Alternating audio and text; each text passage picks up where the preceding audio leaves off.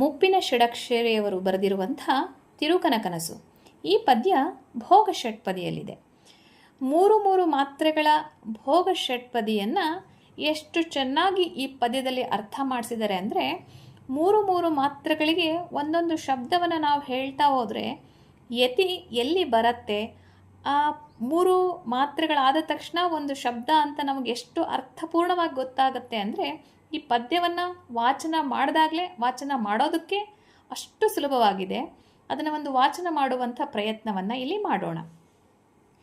ತಿರುಕನೋರ್ವ ನೂರ ಮುಂದೆ ಮುರುಕು ಧರ್ಮಶಾಲೆಯಲ್ಲಿ ಹೊರಗಿರುತ್ತಲೊಂದು ಕನಸ ಕಂಡೆನೆಂತೆನೆ. ಪುರದ ರಾಜ ಸತ್ತನವಗೆ ವರಕುಮಾರರಿಲ್ಲದಿರಲು ಕರಿಯ ಕೈಗೆ ಕುಸುಮ ಮಾಲೆ ಇತ್ತು ಪುರದೋಳು. ನಡೆದು ಯಾರ ಕೊರಳಿನಲ್ಲಿ ತೊಡರಿಸುವುದು ಅವರ ಪಟ್ಟ, ಕೊಡೆಯರನ್ನು ಮಾಳ್ಪೆವೆಂದು ಬಿಟ್ಟರಲ್ಲಿಯೇ. ಒಡನೆ ತನ್ನ ಕೊರಳಿನಲ್ಲಿ ತೊಡರಿಸಲ್ಕೆ ಕಂಡು ತಿರುಕ ಪೊಡವಿಯಾಣ್ಮನಾದೆನೆಂದು ಹಿಗ್ಗುತ್ತಿರ್ದನು.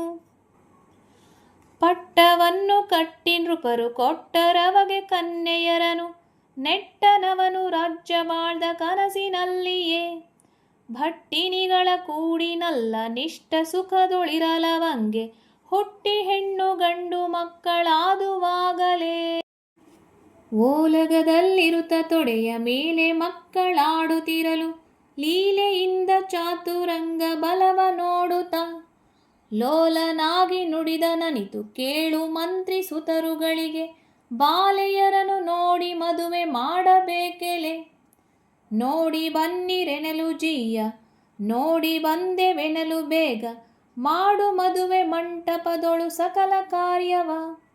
ಗಾಢವಾಗಿ ಸಂಭ್ರಮಗಳು ಮಾಡುತ್ತಿದ್ದ ಮದುವೆಗಳನ್ನು, ಕೂಡಿದಖಿಳ ರಾಯರೆಲ್ಲ ಮೆಚ್ಚುವಂದದಿ. ಧನದ ಮದವು ರಾಜ್ಯ ಮದವು ತನುಜ ಮದವು ಯುವತಿ ಮದವು, ಜನಿತಮಾಗಿ ಕನಸಿನಲ್ಲಿ ಹಿಗ್ಗುತ್ತಿರ್ದನು.